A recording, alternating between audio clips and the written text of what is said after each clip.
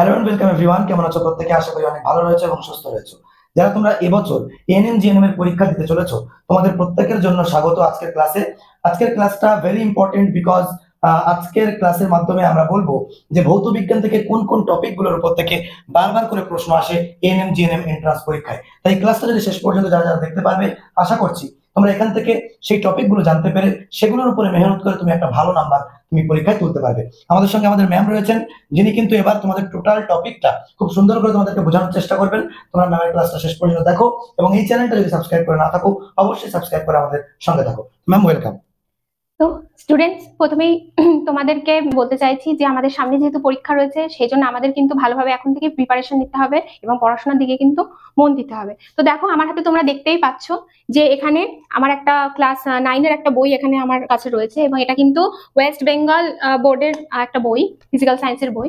তো এই বইয়ের মধ্যে কিন্তু বিভিন্ন রকম টপিক গুলো কিন্তু এখানে রয়েছে, যেগুলো কিন্তু আমাদের এএনএম পরীক্ষার জন্য কিন্তু ভীষণ ভীষণ ইম্পর্টেন্ট।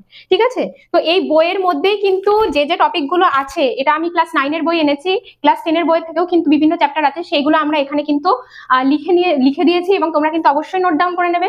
এবং তোমরা কিন্তু বুঝতে পারবে যে প্রতিটা চ্যাপ্টার থেকে কোন কোন পোর্শন আমাদের বেশি করে পড়তে হবে, সেইগুলো কিন্তু আজকের এই ভিডিওতে আমরা একটু আলোচনা করে নেব। তো চলো আমরা প্রথমে আগে দেখে নিই। দেখো, এখানটায় আমি বলেছি কি যে প্রথমবারই পাশ করার উপায়, ঠিক আছে, এবং ভৌত বিজ্ঞান থেকে তোমার যে যে ধরনের প্রশ্নগুলো আমাদের এসে থাকে সেইগুলো নিয়ে আমরা সেই টপিকগুলো নিয়ে আজকে আলোচনা করব। তো দেখো, ফার্স্টেই আমরা কি করছি, ফিজিক্যাল সায়েন্স। এখানটায় দেখতেই পাচ্ছ যে ফিজিক্যাল সায়েন্স কথাটা আমি লিখে নিয়েছি, ঠিক আছে। তো ফিজিক্যাল সায়েন্সের যে যে টপিকগুলো আমার এখানে রেডি করতে হবে, প্রথমেই দেখো রাশি ও মাত্রা চ্যাপ্টারটা রয়েছে। রাশি মাত্রা চ্যাপ্টার থেকে আমাদের কেমন ধরনের প্রশ্ন আসবে, আমাদের যে সমস্ত ভেক্টর রাশি এবং স্কেলার রাশি, এগুলো কোনটাকে কি বলে সেটা রিলেটেড প্রশ্ন আসবে। যেমন ধরো সাপোজ আমাকে পরীক্ষায় দিল যে বেগ কি ধরনের রাশি, এই বলে তোমাদেরকে এমসিকিউ 4টে অপশন দিয়ে দিল, ঠিক আছে। তো আমরা তখন কোন রাশিতে হচ্ছে টিক মারবো, আমরা মারবো কিন্তু যে বেগ একটা ভেক্টর রাশি যে অপশনটা থাকবে সেটাতে আমরা টিক মারবো। এছাড়া এখান থেকে কি ধরনের প্রশ্ন আসতে পারে, কোন একক রিলেটেড কোশ্চেন আমাদের আসতে পারে, ঠিক আছে। যে ধরো ত্বরণের একক কি, ত্বরণের এসআই একক কি, বা তোমার বলের একক কি, ঠিক আছে। আচ্ছা, তারপরে ধরো আলোকবর্ষ মানে কি, কিসের একক, এই ধরনের কোশ্চেন কিন্তু এই রাশি ও মাত্রা বা ভৌত রাশি চ্যাপ্টার থেকে কিন্তু আমাদের আসবে। এরপরে কিন্তু ভেরি ইম্পর্টেন্ট চ্যাপ্টার হচ্ছে বল গতি, ঠিক আছে। বল গতি চ্যাপ্টারের সব থেকে বেশি ইম্পর্টেন্ট জায়গা হচ্ছে Newton's law. Mind it, Newton's law is the very important chapter, ঠিক আছে। এবার নিউটনস লতে শুধু যে তোমাদের লটাকে লিখতে দেবে সেটা কিন্তু নয়, সেখান থেকে তোমাদেরকে বলতে পারে সাপোজ ধরো রকেটের কার্যনীতি কোন ল এর উপর বেস করে তৈরি হয়েছে, ঠিক আছে। তো তখন আমরা কি বলবো যে নিউটন থার্ড ল থেকে রকেটের কার্যনীতিটা এসছে। তো এই রকম কোশ্চেন কিন্তু তোমাদের আসবে। এছাড়াও আরো ডিটেলস অনেক কিছুই আমাদের পেইড ব্যাচে যখন তোমরা যুক্ত হবে, তোমরা কিন্তু আরো ডিটেলস যখন আমি আলোচনা করবো তখন কিন্তু আরো ডিটেলস ব্যাপারগুলো তোমরা এখান থেকে বুঝতে পারবে। এবার আছে আর্কিমিডিসের সূত্র, ঠিক আছে। আচ্ছা, তারপরে তোমার এই যে পৃষ্ঠটান, সান্দ্রতা, এগুলো কাকে বলে কি, এইগুলো কিন্তু যে তোমাদের কোশ্চেন আসবে তা নয়, এই রিলেটেড বিভিন্ন প্রশ্ন, বিভিন্ন ম্যাথ, এইগুলো কিন্তু তোমাদের আসবে, ঠিক আছে।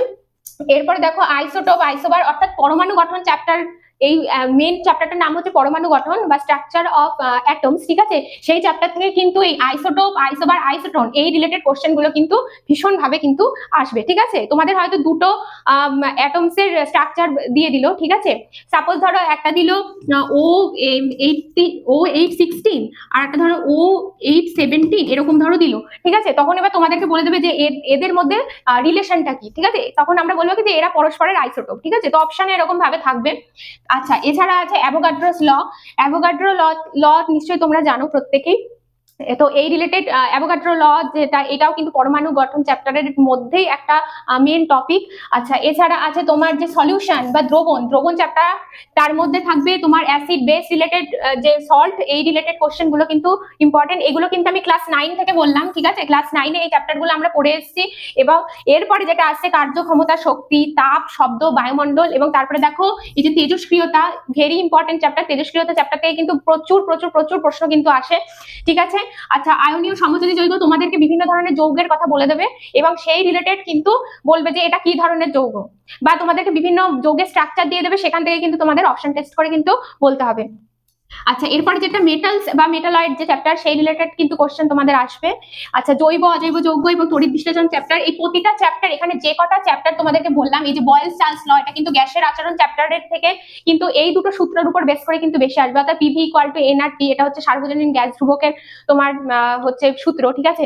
তো এই সমস্ত রিলেটেড কিন্তু আসবে। তার মধ্যে দেখো এইখানে কিন্তু অনেক জায়গায় ম্যাথ ম্যাথ বলে কিন্তু লেখা আছে, অর্থাৎ এই সমস্ত চ্যাপ্টার গুলো থেকে কিন্তু শুধুমাত্র যে প্রশ্ন আসবে তা কিন্তু নয়, এই চ্যাপ্টার রিলেটেড কিন্তু ম্যাথমেটিক্স এর যে তোমার মানে যে ম্যাথমেটিক্স যে তোমার প্রবলেম, সেগুলো কিন্তু সলভ করতে হতে পারে, ঠিক আছে। তো অঙ্কের ভৌত বিজ্ঞানের জন্য কিন্তু ভালো প্রস্তুতি রাখতে হবে, না হলে কিন্তু পিছিয়ে পড়তে হবে, ঠিক আছে। জীবন বিজ্ঞান অবশ্যই ইম্পর্টেন্ট এএনএম জিএনএম এর জন্য, তার পাশাপাশি কিন্তু ভৌত বিজ্ঞান কিন্তু তোমাদেরকে অবশ্যই রেডি রাখতে হবে, ঠিক আছে। তো চলো নেক্সট আমরা নেক্সট ইয়েতে চলে যাই। নেক্সট যেটা আমি তোমাদেরকে বলার আছে যে এই চ্যাপ্টার থেকে কেমন ধরনের প্রশ্ন আসে, কিন্তু ডিটেলস ভিডিও এবং লাইভ ক্লাস পাওয়ার জন্য অবশ্যই কিন্তু আমাদের পেইড ব্যাচে তোমাদেরকে যুক্ত হতে হবে, এবং পেইড ব্যাচে যুক্ত হয়ে তোমরা কিন্তু লাইভ ক্লাস এবং তার যে রেকর্ডের ভিডিও এবং তার সঙ্গে যে পিডিএফ স্টাডি মেটেরিয়াল, এগুলো কিন্তু তোমরা অ্যাভেলেবেল পেয়ে যাবে। তো অবশ্যই তোমরা ভালো করে পড়াশোনা করতে থাকো, আমাদের পেইড ব্যাচে যুক্ত হও এবং দ্য বেঙ্গল এক্সামের সঙ্গে সবসময় কন্ট্যাক্টে থেকো, ঠিক আছে। হেল্পলাইন নম্বরে যোগাযোগ করার জন্য এই যে নাম্বারটা স্ক্রিনে দেওয়া আছে, এখানে তোমরা অবশ্যই কন্ট্যাক্ট করে নেবে। All the best.